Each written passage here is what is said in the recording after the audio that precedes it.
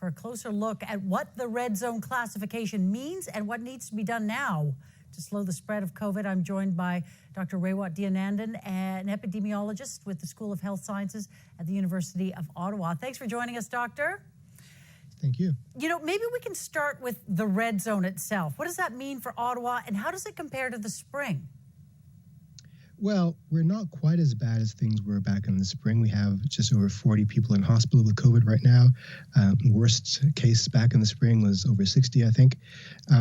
So it's not quite as bad as back then. However, right now, things are open. Things weren't open back in the spring. So that means the hospital capacity is lesser now than back in the spring. So the probability of overwhelming the healthcare system is much greater right now.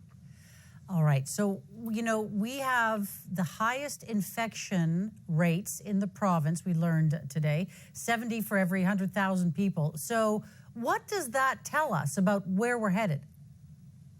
It tells us that we're in the middle of exponential growth and that we have a very high probability of the case numbers bleeding over into a vulnerable demographic, leading to even more hospitalizations and possibly more death. So we're in a dangerous part of this second resurgence or a second wave, whatever you want to call it.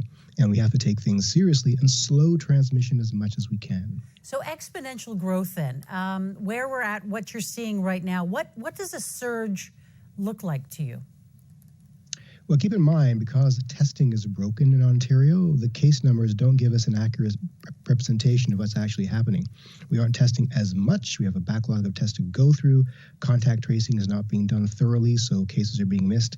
As a result, what you're seeing now in the incidence rate numbers, the number of new cases per day, is a vast underestimate of what's likely happening. What's likely happening is that we have a lot more cases in the community, and they're accelerating every day. Now, they should come down soon as a result of the restrictions being placed across the province, and particularly in these hot zone areas.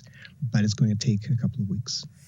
So just help me understand where all the spread is coming from. How did we, get here? Yeah, that's a good question. I really haven't got a strong answer for you. The assumption is that it's happening in these indoor super spreading environments like bars and like restaurants and possibly gyms and maybe even churches and places like that. So that's the assumption. And even though we've been wearing our masks and keeping our distance, we haven't been doing so in those kinds of environments. And as well, the probability for aerosol transmission, airborne spread, is greater than we originally thought. So, tons of people, including you, were predicting this second wave and this, uptick in cases right now. How frustrated are you with how we have handled things? I'm frustrated, obviously, but even the frustration was expected, yeah. And the lack of response was expected. All this is playing out pretty much the way the script foretold it would. What I'm hoping now is that more people start to understand what needs to be done. And I don't want to punish businesses and things like that. So we can avoid having to close things in the future if we as individuals do more to limit our potential to accelerate the spread. So keeping 2 meters apart, wearing a mask all the time, not going to gatherings. These things will help keep the economy open. Right. And you mentioned businesses there, and it can sure be a tough calculus to not have businesses lose absolutely everything. So, is the 28 days sufficient, or do you expect this to be extended, the 28-day closure?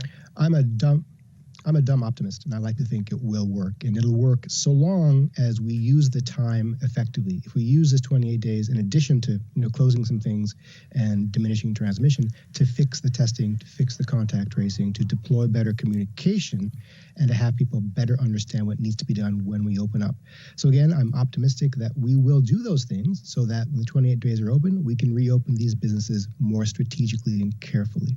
Okay. Well, we all hope you're right on that. What about schools? What would it, will they stay open? What would it take to close them? I mean, should we just maintain our hope for now?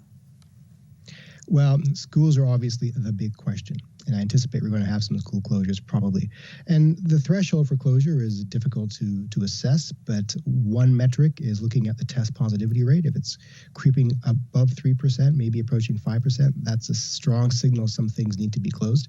Schools should be the last thing we close. We should do everything we can to keep them open, which means closing the things around them if need be. And it would help if we could have lower class sizes. But that is the big question, right? Is can we keep schools open? And I think we really have to try our best to keep them open. Right. So you're saying the danger zone is between 3 and 5% test positivity, and we're hovering between 2.5 and 2.7 at the moment, right? I believe so, yeah. Now, it varies from neighborhood to neighborhood, so this is not a global metric by any stretch. But that 3% cutoff is what's being used by several jurisdictions across North America, and it's not a hard God-given rule. It's simply a rule of thumb, and it goes in hand with some other metrics we can look at, like the reproduction number and like the extent to which we are testing and our hospital capacity limits and so forth. So none of these one metrics alone is going to help us figure this out. It's a combination of measurements. Okay, Doctor, and before I let you go, can you just please map out for us how we emerge from this COVID hell and when that might be? Well, we're going to have to suppress this current surge, deploy some new tools to keep the next surge from happening, but it's going to happen a little bit. The trick here is to prevent a wave or a little, dancing slight uptick from becoming an actual surge. But we're probably going to have to do this at least one more time before the spring.